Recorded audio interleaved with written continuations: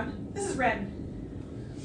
Ren is a giant armadillo who has already buried her water this morning. Ren. Now, the cool thing about armadillos is that you don't have to really worry about them getting water or drinking water because they absorb most of their moisture or their fluids through the soil that they walk on and their food.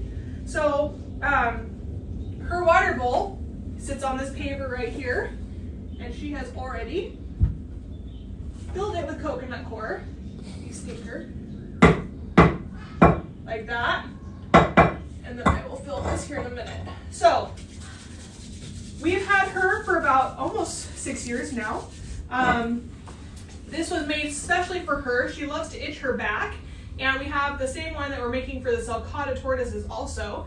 But she'll run back and forth to scratch her little back. Now, she's not a 9-banded armadillo. The 9-banded armadillo is the ones that go into the ball. She can't do that. She's a burrowing armadillo. So how she stays safe is she'll dig really deep down to the ground, and that's how she stays away from things. Now, she does have somewhat of an armor on her, but it is not nearly strong enough to withhold what a 9-banded would. It's more kind of like your fingernail. Is she a solitary animal? She had a friend. Unfortunately, he did pass away. We don't know ages and stuff of animals when they come to us, but unfortunately he actually had a prolapse. And we went in and we did the medical procedures and tried to fix it, and it ended up not working. So it was really unfortunate, but she did have a mate.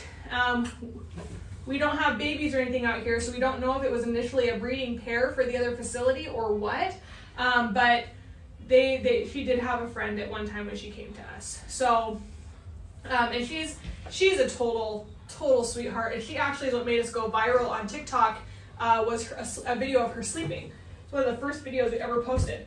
Now, please know, I'm surprised it hasn't been said yet, she cannot carry leprosy. That's only the 9-banded.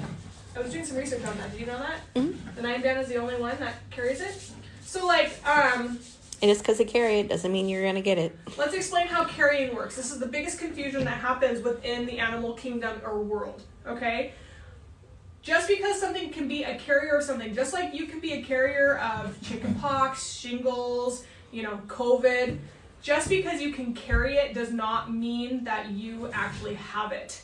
So what happens with Ren and why armadillo, or not Ren, but the 9-banded armadillo, is they have to be exposed. And I was reading the studies about the exposure level that has to happen for an armadillo to truly get leprosy.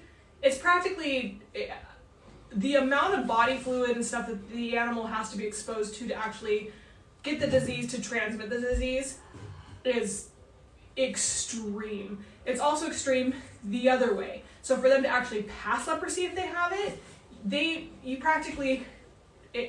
it's disgusting, the studies that you read of how to get leprosy. You practically have to lick the armadillo, and it has to have an open wound. I mean, it's pretty extreme.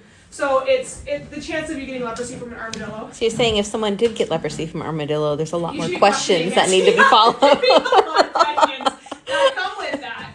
Yeah, because they just don't normally just have it.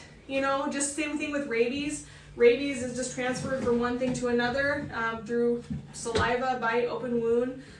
They have to be bit. That's why when you're bit by something that's rabid, you have to go get an extreme amount of injections. I would honestly probably just be dying, to be quite honest.